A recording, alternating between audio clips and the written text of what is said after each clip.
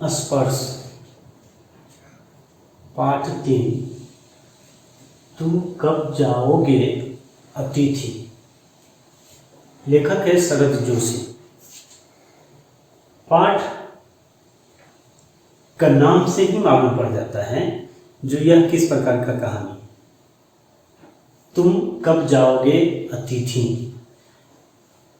संक्षेप में शरद जोशी जो लेखक हैं उनके बारे में भी थोड़ा सा जान लें, उनका भी परिचय ले लें।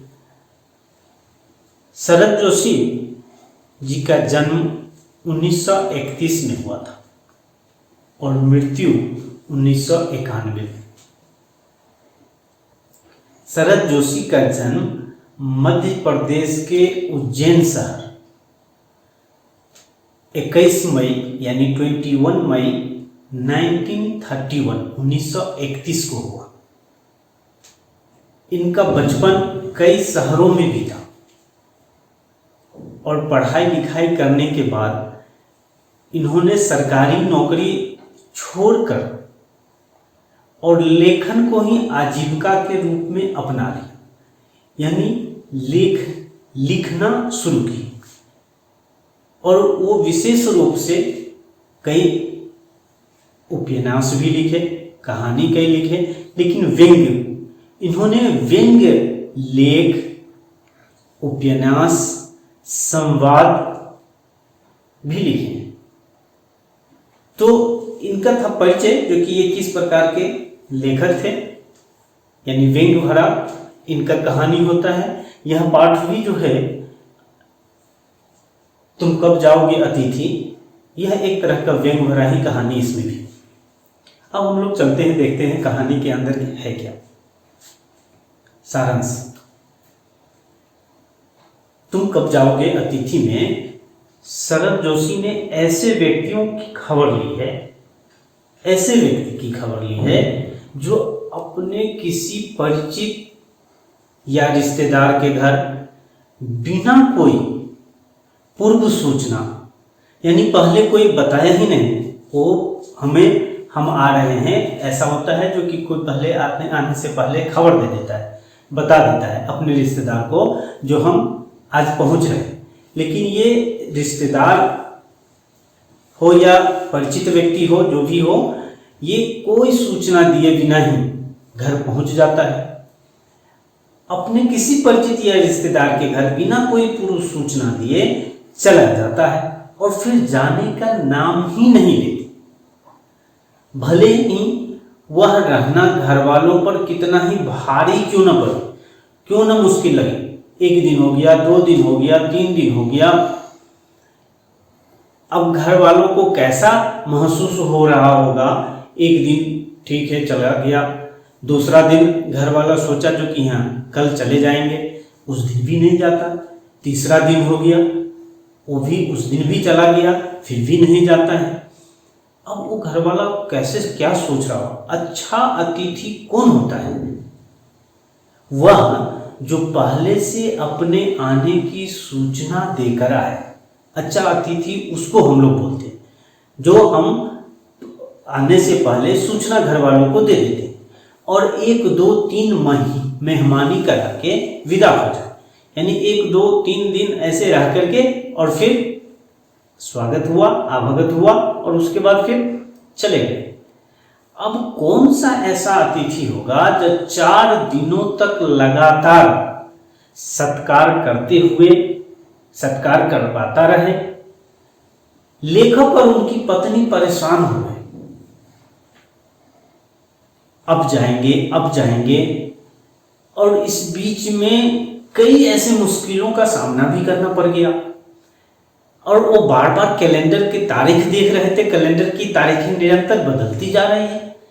1 तारीख, 2 तारीख, 3 तारीख, आज 4 तारीख हो गया, परंतु अतिथि महोदय जाने का नाम ही नहीं लेते हैं।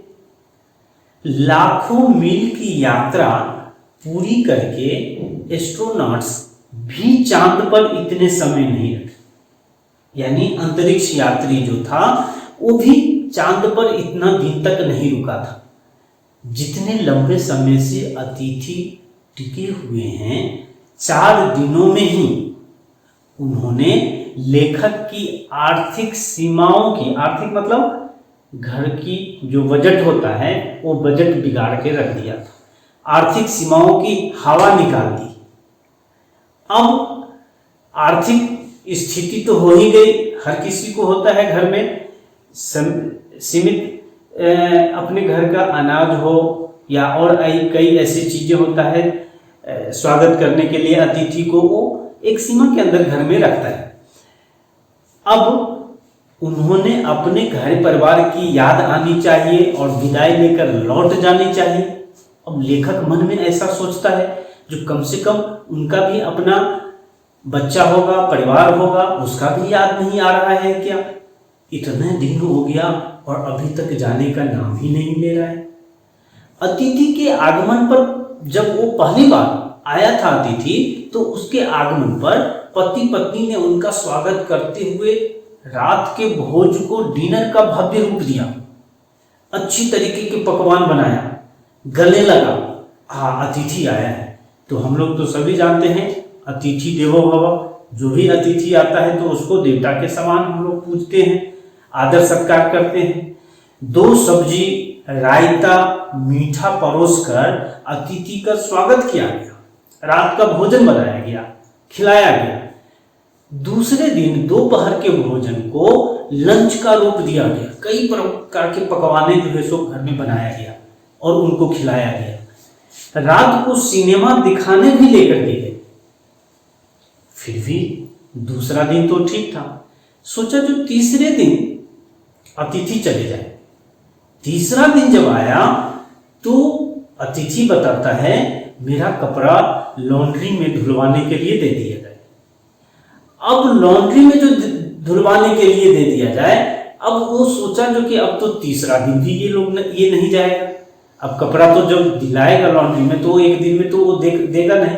मान लो एक दिन में अगर दे भी देता है तो जाने का एक उसका व्यवहार तो होना चाहिए, वो घर छोड़ने का व्यवहार ही नहीं। अब चौथे दिन भी अतिथि के बने रहने पर अब इन लोगों के मन में गुस्सा हो गया, अब क्या करें? तो जो भी डिनर था, लंच था, वो सब अब समाप्त होकर के गुस्से में क्या बनाया चौथे दिन? खिचड़ी पका करके बना करके और अतिथि को खिलाया गया, खिचड़ी परोसी। इस पर अतिथि जाने का नाम ही नहीं ले रहे थे, फिर भी वो खिचड़ी खाया, लेकिन जाने का नाम नहीं ले रहा है। लेखक ने अनुभव किया कि यदि 5वें दिन सवेरे ही अतिथि विदा न हुए यानी नहीं गया तो उनकी सहनशीलता जवाब दे जाएगी। जो मन में धैर्य रखे हुआ है, जो इज्जत, जो प्रतिष्ठा मन में रखे हुआ है, वो समाप्त हो जाएगा। अब मन में जो भी मन में आएगा, गेट आउट हो चाहे जो भी मन में आएगा, वो अब हम बता देंगे। देवता और मनुष्य अधिक देर तक साथ साथ नहीं रह सकते, इसलिए अतिथि को भी अपना दैवत सुरक्षित रखने के लिए शीघ्र ही विदा हो जाना चाहिए। अब वो अतिथि गया नहीं गया, ये तो इस पाठ में संक्षेप में नहीं बताया गया, गया नहीं गया, लेकिन ये कितना अधिक अतिथि जो है घर वालों को तंग किया और घर वाले कितना आवेश, कितना गुस्सा, कितना क्रोधित उसके प्रति मन में हो गया, इन सारी चीजों का वर्णन इस पाठ में कर दिया। ठीक, तो ये था तुम कब जाओगे अतिथि, शरद जोशी जी का व्यंग भरा ये कहानी था। संक्षिप्त में मैंने बताया और बहुत अच्छा है ये कहानी। आज के लिए धन्यवाद।